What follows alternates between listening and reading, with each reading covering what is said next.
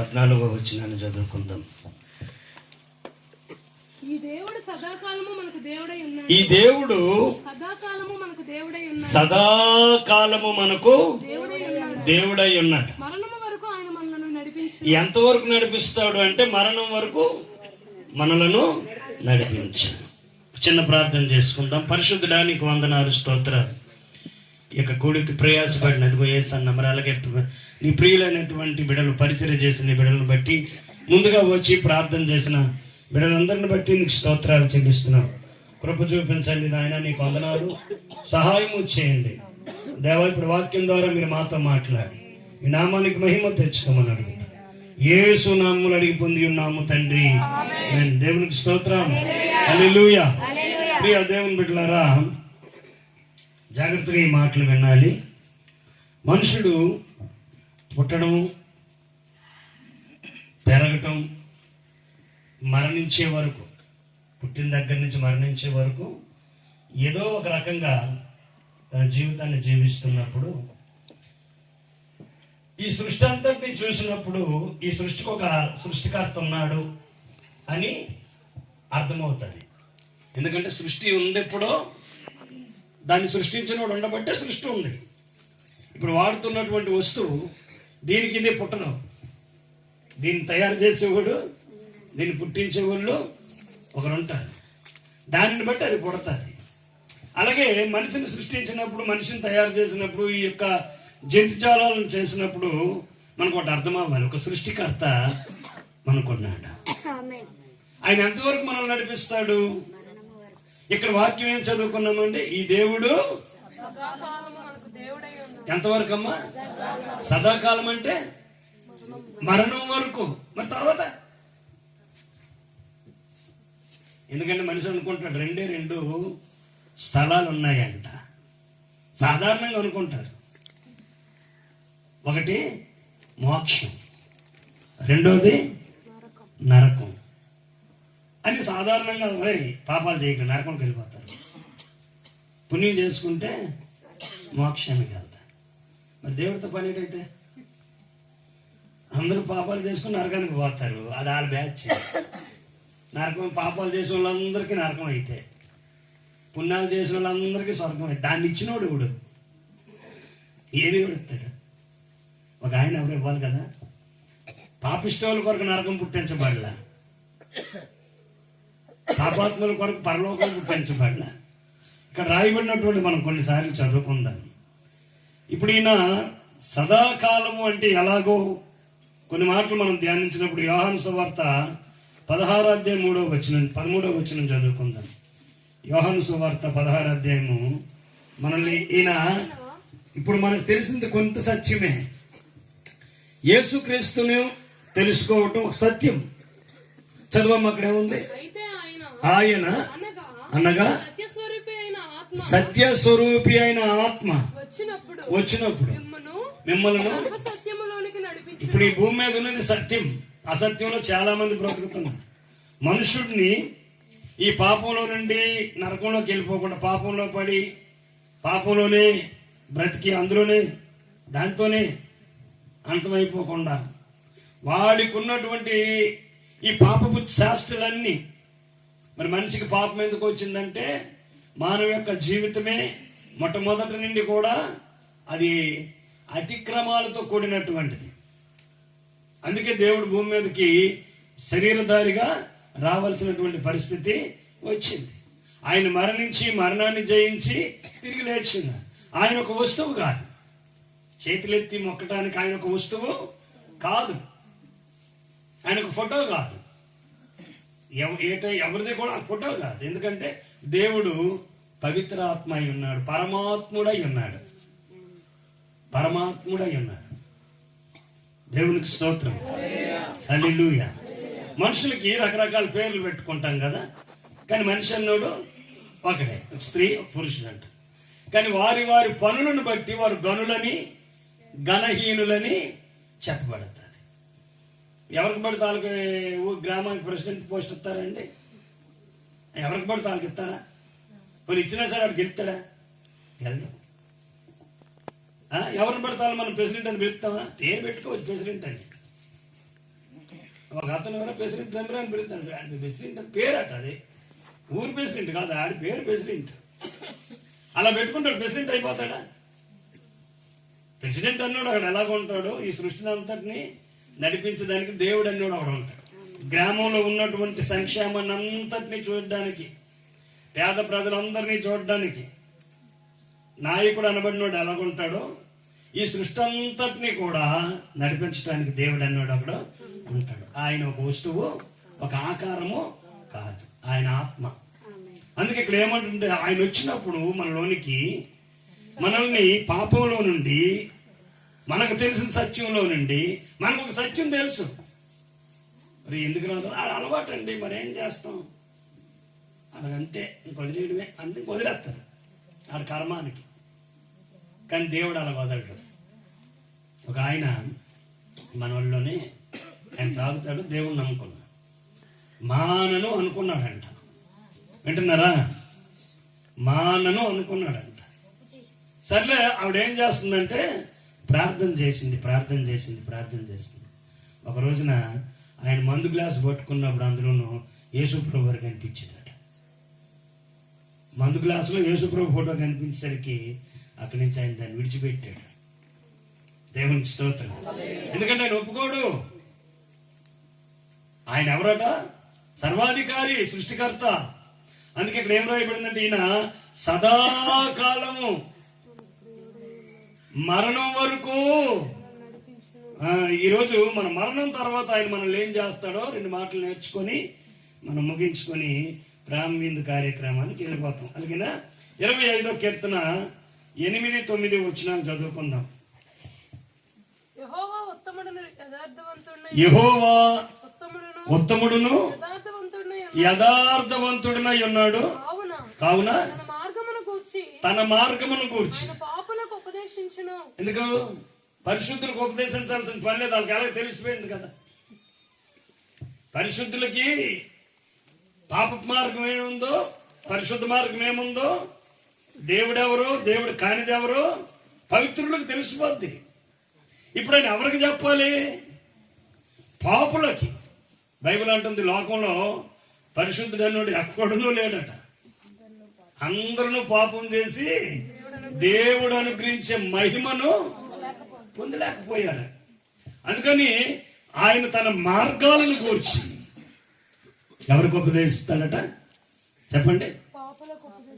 తర్వాత న్యాయ విధులను బట్టి ఆయన దీనులను నడిపించుతాడు.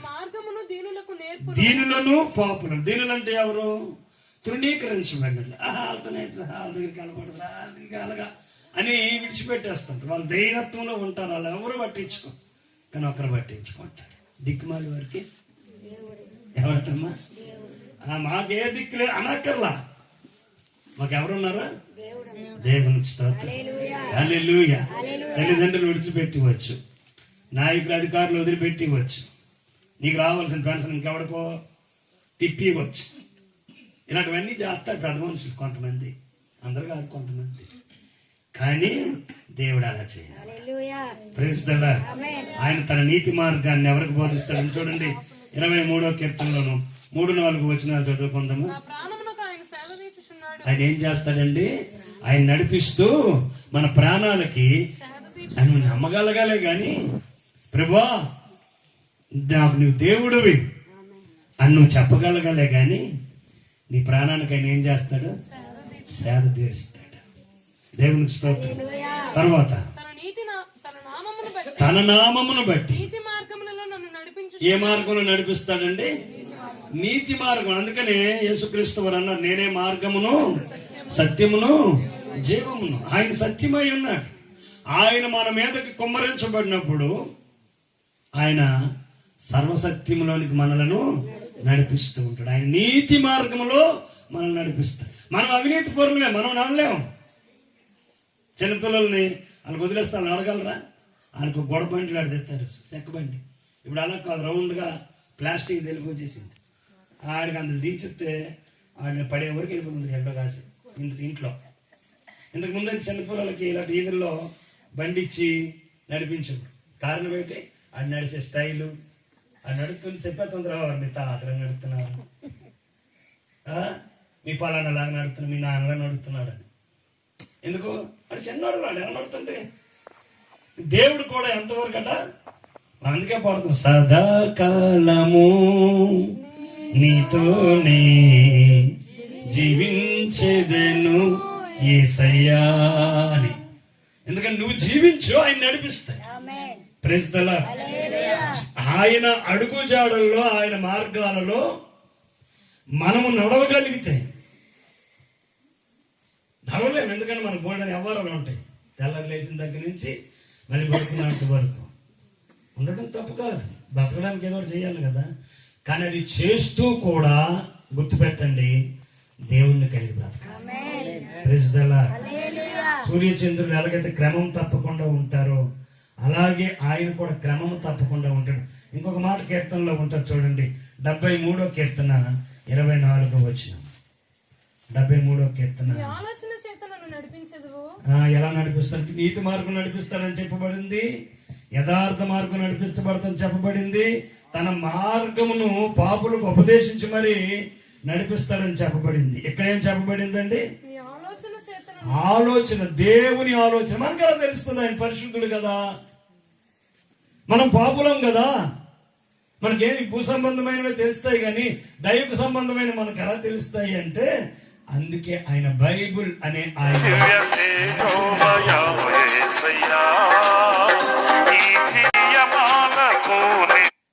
దేవుని స్తోత్రం. హల్లెలూయా. జాగ్రత్తగా గమనిస్తే ఆయన ఏం చెప్పాడు, మళ్ళీ చదవండి ఆ మాటను. నీ ఆలోచన చేత నన్ను నడిపించు. Praise the Lord. నీ ఆలోచన చేతను నన్ను నడిపించేదవు. నడిపించిన తర్వాత మహిమలో నన్ను చేర్చుకుందువు. మీరు చూసారు లేదో, ఒక గుడ్డి అతను తిరుగుతూ ఉంటాడు మేకమూడదా నుంచి ఉత్తరావల్లి ఈ ప్రాంతాలంతా మేకమూడదా ఉంటాం.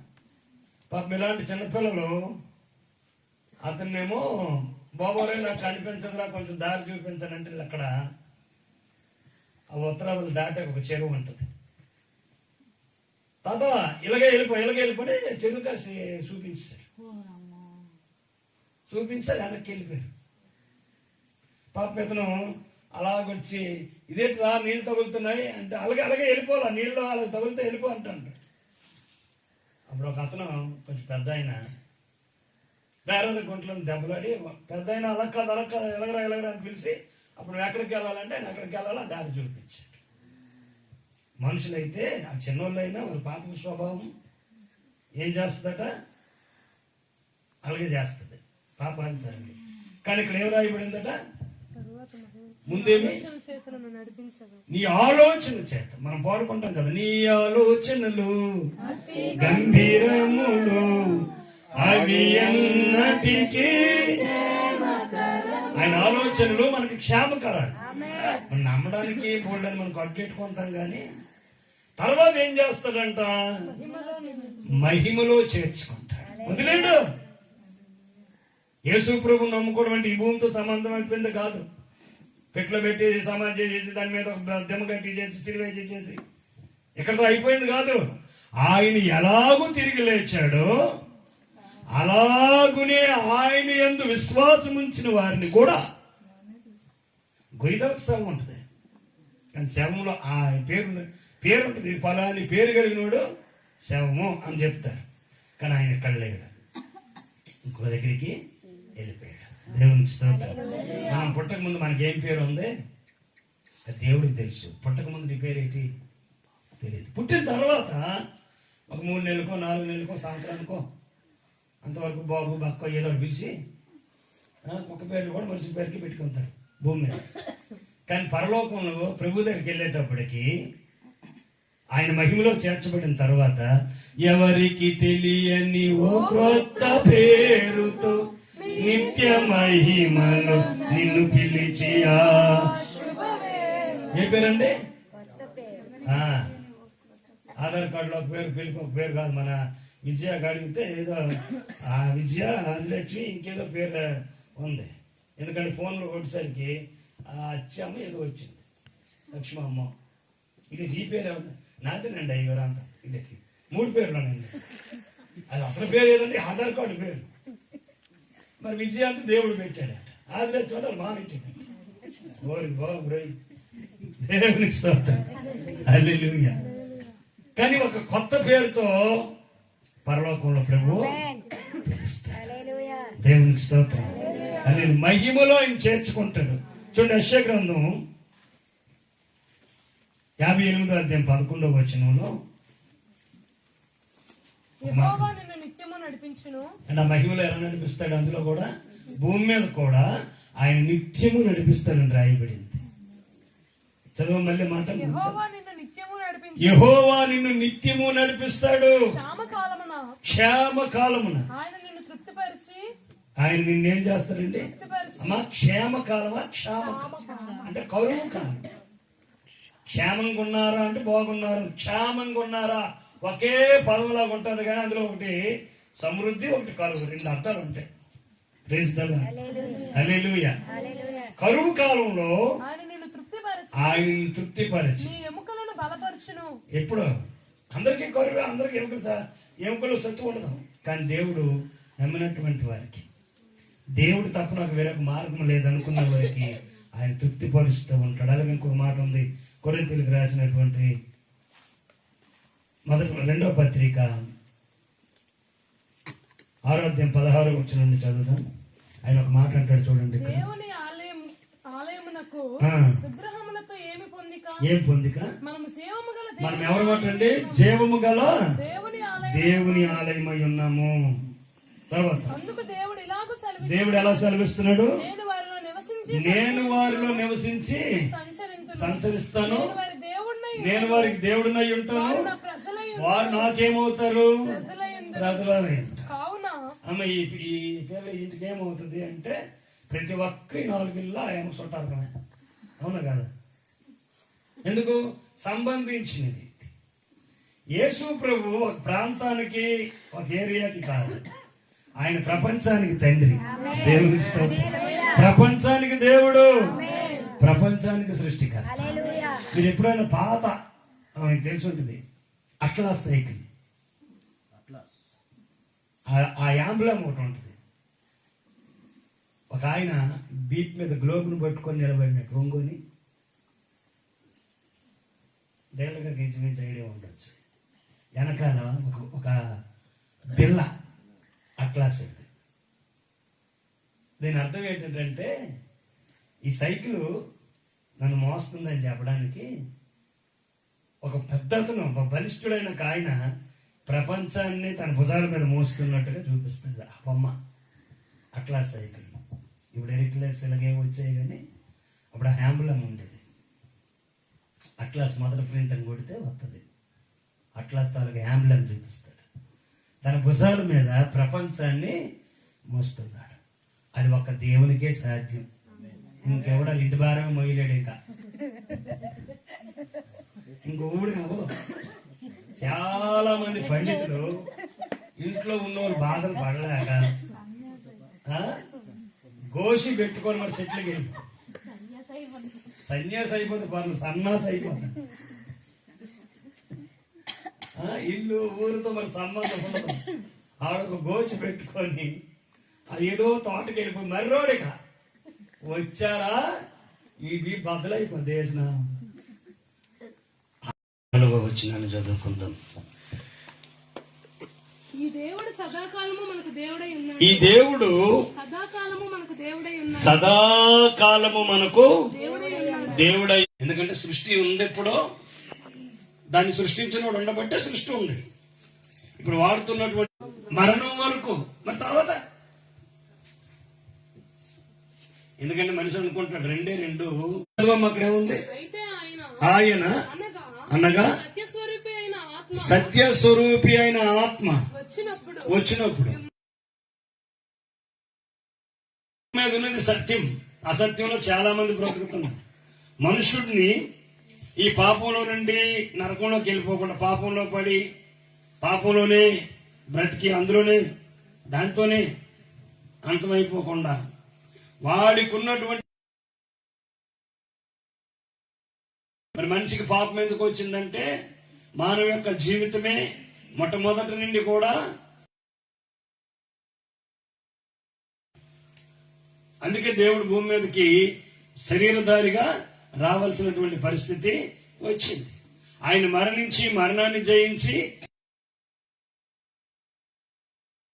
చేతులెత్తి మొక్కటానికి ఆయన ఒక వస్తువు కాదు, ఆయన ఒక ఫోటో కాదు, ఎవరిది కూడా ఫోటో కాదు. ఎందుకంటే దేవుడు పవిత్ర ఆత్మ అయి ఉన్నాడు, పరమాత్ముడై ఉన్నాడు, పరమాత్ముడై ఉన్నాడు. దేవునికి స్తోత్రం, హల్లెలూయా. మనుషులకి రకరకాల పేర్లు పెట్టుకుంటాం కదా, కానీ మనిషి అన్నోడు ఒకడే, స్త్రీ పురుషుడు అంట. కానీ వారి వారి పనులను బట్టి వారు గనులని ఘనహీనులని చెప్పబడతారు. ఎవరికి పడితే వాళ్ళకి గ్రామానికి ప్రెసిడెంట్ పోస్ట్ ఇస్తారండి? ఎవరికి పడితే వాళ్ళకి ఇస్తారా? మరి ఇచ్చినా సరే వాడికి గెలుస్తాడా? ఎవరిని పడితే వాళ్ళు మనం ప్రెసిడెంట్ అని పిలుస్తామా? ఏం పెట్టుకోవచ్చు ప్రెసిడెంట్ అని. ఒక అతను ఎవరో ప్రెసిడెంట్ మెంబర్ అని పిలుస్తాడు. ఆయన ప్రెసిడెంట్ అని పేరు అట, అది ఊరు ప్రెసిడెంట్ కాదు, ఆడి పేరు ప్రెసిడెంట్. అలా పెట్టుకుంటాడు, ప్రెసిడెంట్ అయిపోతాడా? ప్రెసిడెంట్ అన్నాడు అక్కడ ఎలాగ ఉంటాడు, ఈ సృష్టిని అంతటిని నడిపించడానికి దేవుడు అన్నాడు అక్కడ ఉంటాడు. గ్రామంలో ఉన్నటువంటి సంక్షేమాన్ని అంతటినీ చూడడానికి, పేద ప్రజలందరినీ చూడడానికి నాయకుడు అనబడినోడు ఎలాగుంటాడో ఈ సృష్టి అంతటినీ కూడా నడిపించడానికి దేవుడు అన్నాడు అక్కడ ఉంటాడు. ఆయన ఒక వస్తువు, ఒక ఆకారము కాదు, ఆయన ఆత్మ. అందుకే ఇక్కడ ఏమంటుంటే ఆయన వచ్చినప్పుడు మనలోనికి, మనల్ని పాపంలో నుండి, మనకు తెలిసిన సత్యంలో నుండి, మనకు ఒక సత్యం తెలుసు, మరి ఎందుకు రాదు? అది అలవాటు అండి, మరి ఏం చేస్తాం? అలాగంటే ఇంక వదిలేయడమే అంటే వదిలేస్తారు ఆడ కర్మానికి. కానీ దేవుడు అలా వదలడు. ఒక ఆయన మన వాళ్ళలోనే ఆయన తాగుతాడు, దేవుడిని నమ్ముకున్నాడు, మానను అనుకున్నాడంట. వింటున్నారా? మానను అనుకున్నాడంట. సర్లే ఆవిడేం చేస్తుందంటే ప్రార్థన చేసింది.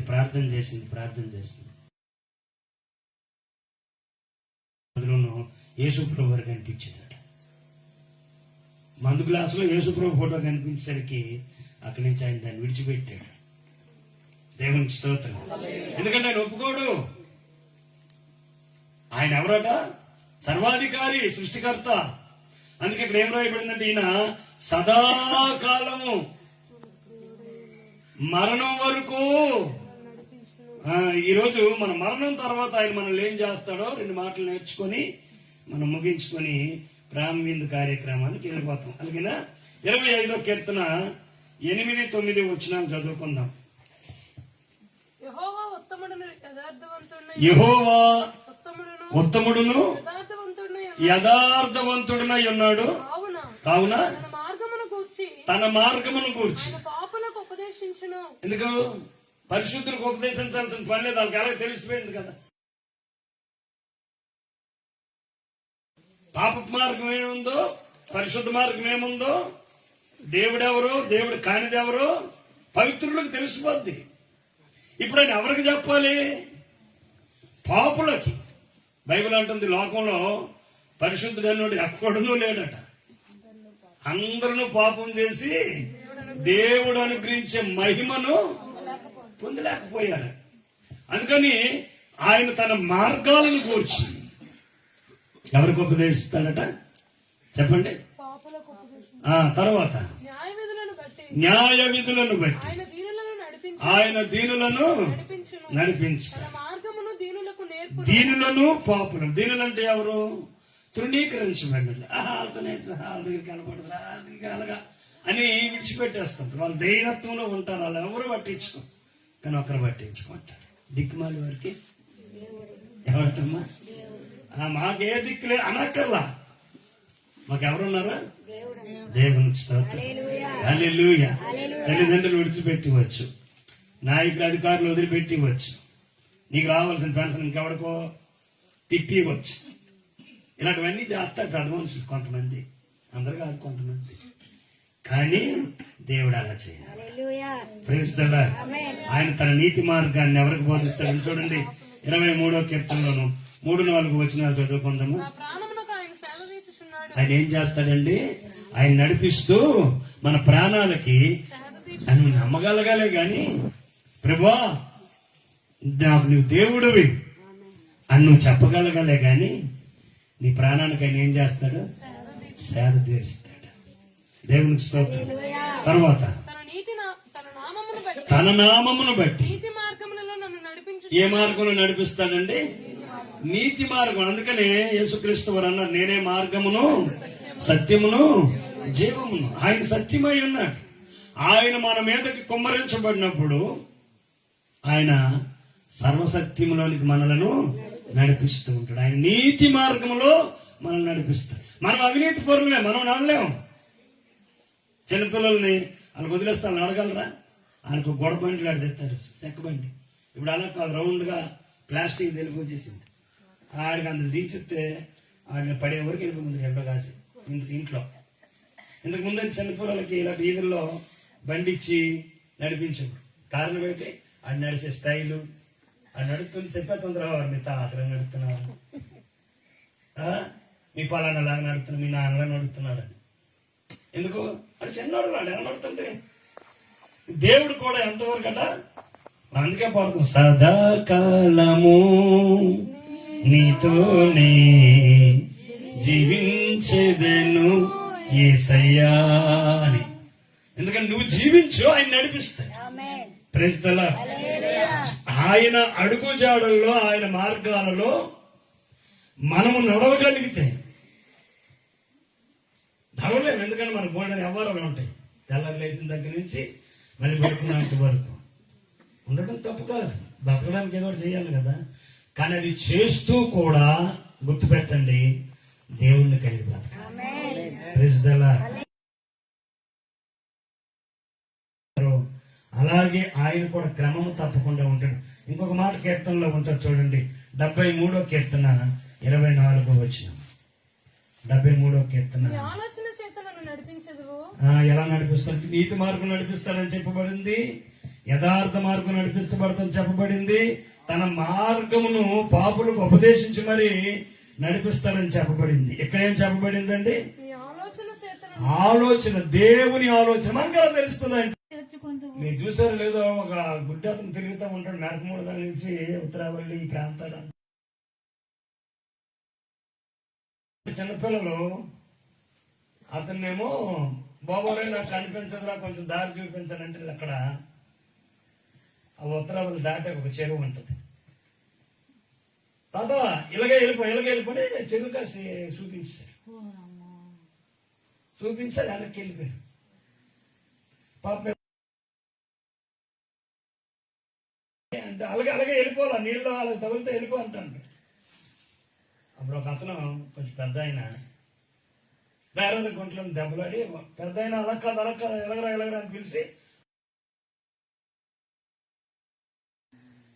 మనుషులైతే ఆ చిన్నోళ్ళు అయినా వాళ్ళ పాప స్వభావం ఏం చేస్తుందట, అలాగే చేస్తుంది పాపాలు. కానీ ఇక్కడ ఏం రాయబడిందట, ముందేమి నీ ఆలోచన చేత. మనం పాడుకుంటాం కదా, నీ ఆలోచనలు గంభీరములు అవి అన్నటికీ. ఆయన ఆలోచనలు మనకి క్షేమకరాలు. మనం నమ్మడానికి బోల్డని మనకు అడ్డెట్టుకుంటాం కానీ తర్వాత ఏం చేస్తాడంట, మహిమలో చేర్చుకుంటాడు. వదిలేడు. యేసు ప్రభు నమ్ముకోవడం అంటే ఈ భూమితో సంబంధం అయిపోయింది కాదు. పెట్లో పెట్టేసి సమాజం చేసి దాని మీద ఒక దెమ్మ కట్టి చేసి సిరివే చేసేసి ఎక్కడితో అయిపోయింది కాదు. ఆయన ఎలాగూ తిరిగి లేచాడో అలాగునే ఆయన యందు విశ్వాసం ఉంచిన వారిని కూడా గొయ్యపు శవం ఉంటుంది. కానీ శవంలో ఆయన పేరు ఉంటుంది, పలాని పేరు కలిగినోడు శవము అని చెప్తారు. కానీ ఆయన ఎక్కడ లేడు, ఇంకో దగ్గరికి వెళ్ళిపోయాడు. దేవునికి స్తోత్రం. మనం పుట్టక ముందు మనకేం పేరు ఉంది తెలియదు. పుట్టిన తర్వాత ఒక 3 నెలలకో 4 నెలలకో సంవత్సరానికో అంతవరకు బాబు బక్క ఏదో పిలిచి ఒక పేరు కూడా మనిషి పేరుకి పెట్టుకుంటారు భూమి మీద. కానీ పరలోకంలో ప్రభు దగ్గరికి వెళ్ళేటప్పటికి ఆయన మహిమలో చేర్చబడిన తర్వాత ఎవరికి తెలియని ఓ కొత్త పేరుతో నిత్య మహిమలో నిన్ను పిలిచియా. ఏ పేరండి? ఆ, ఆధార్ కార్డులో ఒక పేరు, పెళ్లికి ఒక పేరు కాదు. మన విజయ అడిగితే ఏదో ఆ విజయ అందులక్ష్మి ఇంకేదో పేరు ఉంది. ఎందుకంటే ఫోన్లో కొట్టేసరికి ఆ అచ్చమ్మ ఏదో వచ్చింది, లక్ష్మమ్మ. ఇది నీ పేరు ఏమన్నా? నాదేనండి అయ్యోరంతా. ఇది 3 పేర్లు ఉన్నాయండి. అది అసలు పేరు ఏదండి? ఆధార్ కార్డు పేరు. మరి విజయ అంతా దేవుడు పెట్టాడు, ఆదిలే చూడాలి మా పెట్టాడు. ఓరి బాబు రై. కానీ ఒక కొత్త పేరుతో పరలోకంలో ప్రభు